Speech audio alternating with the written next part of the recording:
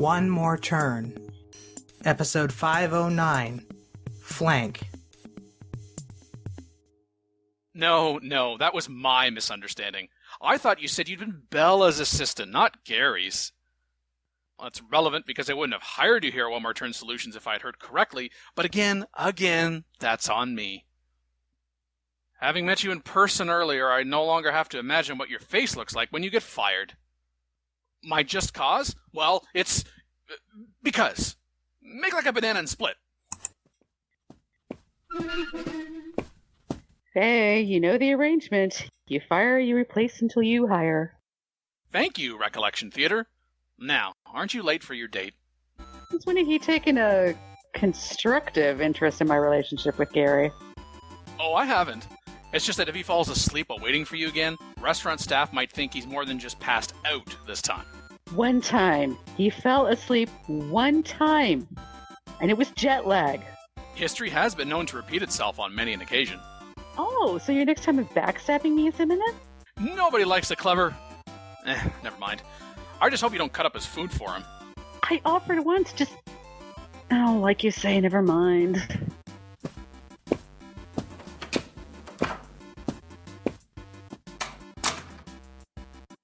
The coast is clear.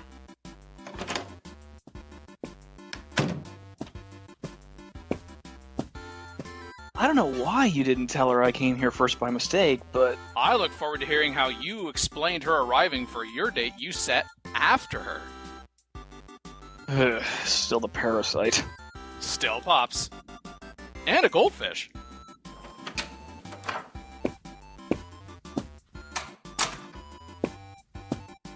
Welcome, ma'am, to One More Turn Solutions. I'm Hudson. How may I be of service? Well met, sir. I'm Reese. I'm here for... Sorry, but I'm going to have to stop you right there. We don't use last names around here. Unless you're you-know-who. Wait now. Who? You-know-who. Is this Abbott and Costello? No, King and Maine. Why don't you use last names around here? We have no cause to. It's just 'cause. Oh, right. You weren't here earlier for that reference to make any sense. Am I being punked? I take it then that you're not from around here. Well, I was born in this country, if that's what you mean. Though I'm really not sure where here is. It took a heck of a long time to find it on a map. First street names and now a poor sense of direction. You're sure you're from a city? I'm from a city, yes. Do you know Avery? Caden? Pedro, perhaps? This demonstrates how it would help to start using last names around here. Look, I just... See how frustrating stereotypes can be? Just how much gas mileage did I waste coming out here anyway? If it's all the same to you, we prefer to measure by kilometers around here. But, as we are men of business, we are well versed in conversion between the two.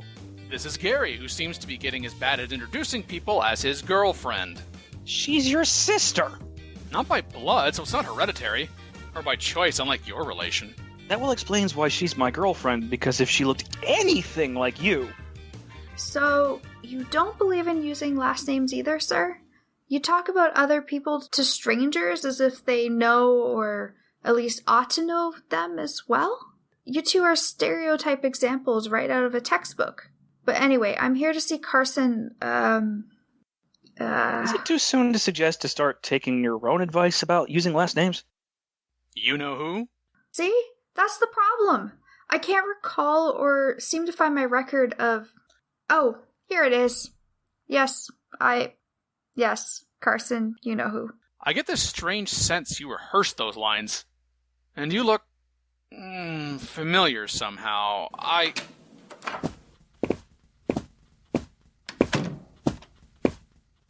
Step away from them, Reese. Slowly.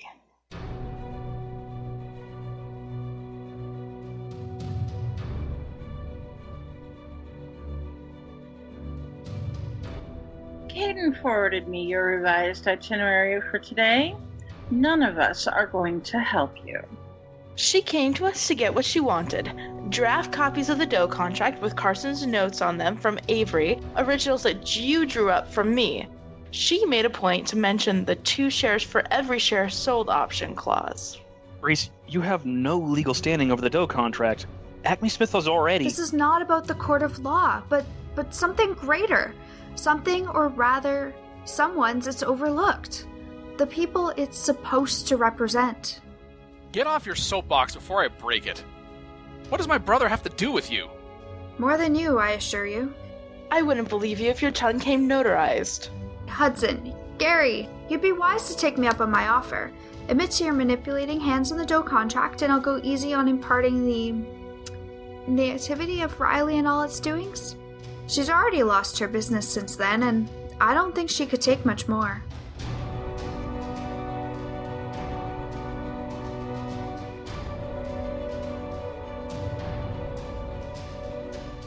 Fatally wound a personal relationship to possibly retain a professional one? I'll pass. You're standing in her business, our business, right now. See yourself out of it. Well, you two managed not to turn on each other in my presence at least. You're welcome for our timely intervention in this, you two. Don't flatter yourself. Your contribution was superfluous in reaching my decision. But it was informative and appreciated nonetheless. Don't sound surprised. Don't tell me what to think. Don't you lot get why you're so good for each other? Because you're so bad for the rest of us. When this town gets the full picture of what you've been up to and why, you'll be run right out of it.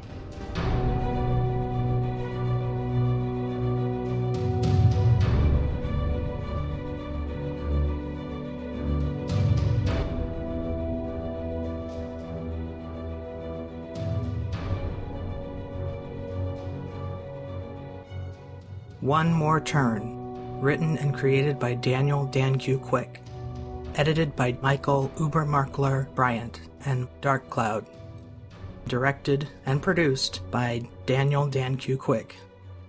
Characters in order of appearance: Hudson, voiced by Daniel Dan Q. Quick; Riley, voiced by Stephanie Makalua; Gary, voiced by Christopher Blauerfackel Ryder; Reese, voiced by Ayla Kalina Rades; Bella, voiced by Annalie Cartamandua Barney; Avery, voiced by Jennifer Lund.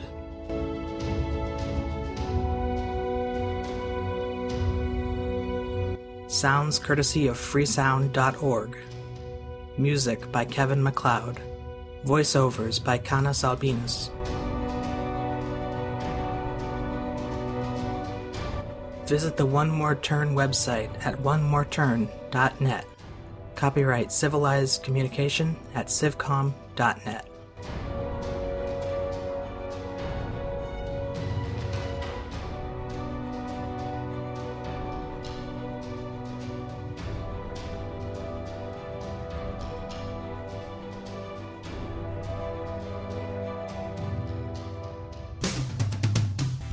On the next episode of One More Turn.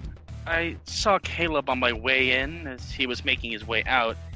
I had hoped to ask him how his relationship with Carson has been going since he moved. You may not.